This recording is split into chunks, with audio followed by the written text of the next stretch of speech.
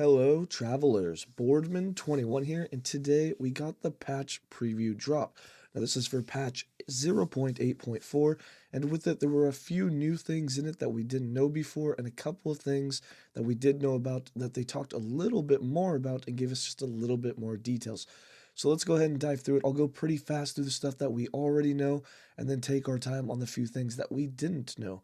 So for starters, we have the Eternal Legends patch. Saving Edra is going to take more time. It will require becoming something else entirely, legendary. Last Epoch is proud to announce that patch 8.4 comes the launch of our first endgame dungeon and the rise of legendary tiered armor and weapons. And then there is, of course, the trailer that they gave us. Then we have Dungeons, the Temporal Sanctum, which is the first dungeon, and hopefully it will be really, really fun. In the Eternal Legends update, you will discover and explore Edra's first endgame dungeon, the Temporal Sanctum. You will meet the Chronomancer Julra, a once optimistic and motivated researcher determined to unlock the secrets of the elusive Eternity Cache. Now, after years of being in torment, Julra has lost her way, her mind, and will stop at nothing to finally tap into the power of the Eternity Cache. Controlling the flow of time, you must navigate the puzzle of her sanctum and liberate the Chronomancer from her madness. And if you look at this clip right here, it's actually really cool. You're actually in two different eras, and you're actually controlling it. So right there, they have said that there's going to be a skill that everyone gets for going in the dungeon, and I believe it was called Sanctum or Temporary Shift, and it allows you to literally change the era that you're in instantly in the map. I believe that's what it does, and as you can see here, it looks like exactly what you do. You're in a void era, you use it, and then all of a sudden you're in the divine era. So pretty cool, and it's going to be pretty interesting to see how we actually navigate the dungeons and how much time plays in essence in it for you to complete it and for you to make your legendary item. Then we have the Eternity Cache and legendary items. We've really gone over this, but basically, in short, you'll have to farm new uniques. The uniques will have to fall with legendary power. Depending on how much legendary power it falls with, you'll be able to take some or all of the affixes off of an exalted item by combining the two when you complete a dungeon to get things such as this, where you see a Bastion of Honor that has become a legendary unique that now has extra health and increased melee damage. And then there are some more examples of what exalted or what legendary uniques will look like. You can see here some very, very powerful ones, such as 𝐁𝐮𝐲 with vitality, intelligence, and increased health, which would be very, very powerful.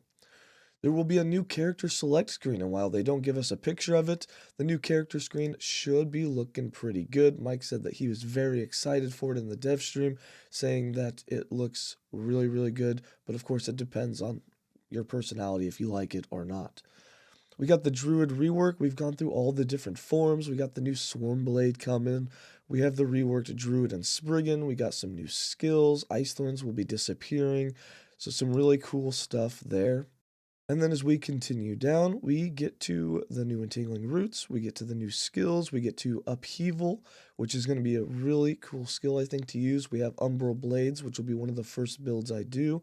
And then we have the crafting updates, where everything's switching over to Forging Potential. You'll no longer be able to have instability on an item. You'll no longer be able to fracture it. Forging Potential looks like it's going to make the crafting system be very, very nice. We've got the new runes and glyphs, the Glyph of Despair, the Rune of Creation, the Rune of Ascendance.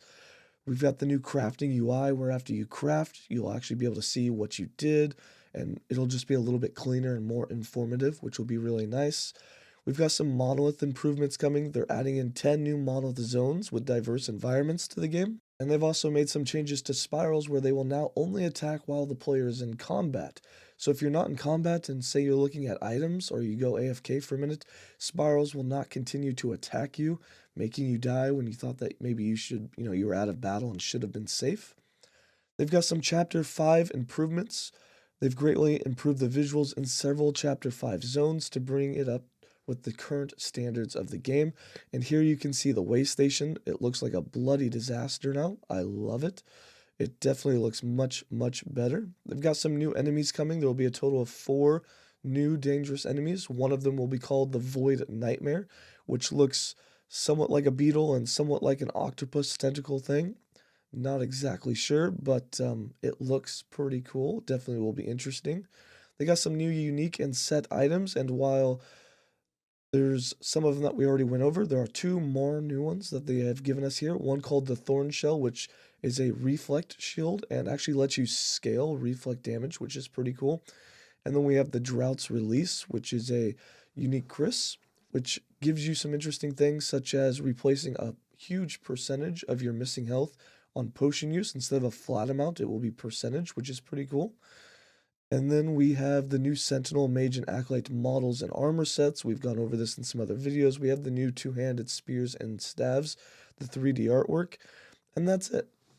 So while there were some new things in the patch preview, they didn't give us a actual time on December 10th when the patch will drop, but I expect that it'll be like early morning for me. The same time that they kind of drop news is about the same time that they drop patches, in case you're wondering. And I am looking forward to experiencing all of this when the patch drops, because all of it is amazing and it's going to really open up the end game. So hope to see you guys there. As always, stay safe, and please let me know in the comments below what you are looking forward to the most. All right, have a good one.